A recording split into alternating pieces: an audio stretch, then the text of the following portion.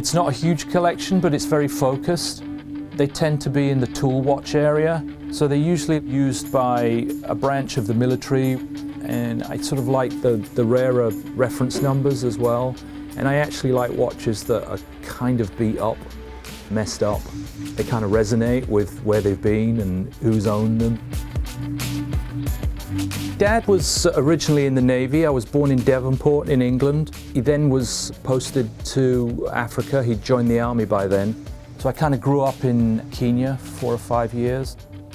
Africa was really interesting. I was surrounded by, Land Rovers and lots of army fatigues and cricket matches and hockey matches and the sights and smells of a different country. And then my mother ended up living back in Yorkshire. She was a weaver.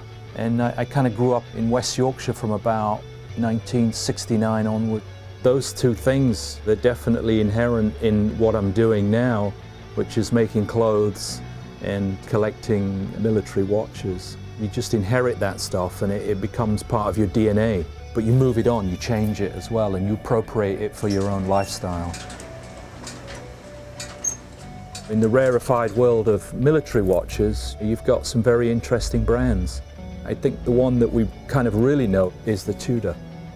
These are the Tudor MNs, issued mainly from 1973 through 83. The earlier ones, the 74 ones, would be with the black dial, which was later replaced by the blue dials. The blue dials seem to be more preponderant because they were less prone to condensation.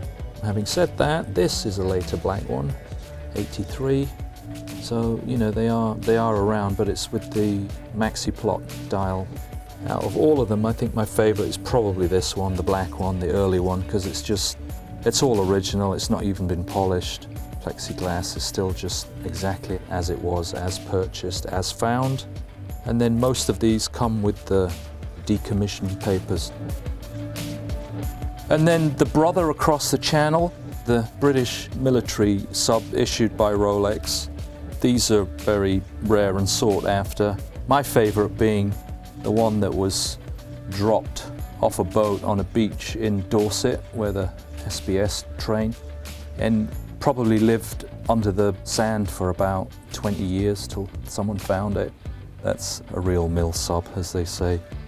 And then these three are the Holy Trinity, the 5513, the 5517, and the double reference 1317. And then this is a very handsome piece as well because it has a very rare serial number, effectively James Bond's watch really, because it's 007. It's like classic cars, classic bikes. It's always nice to find them as they are and kind of ride them and seal them as they are. So many things are tarted up. They're all polished up and everything's so new and shiny, and that really isn't how they end up.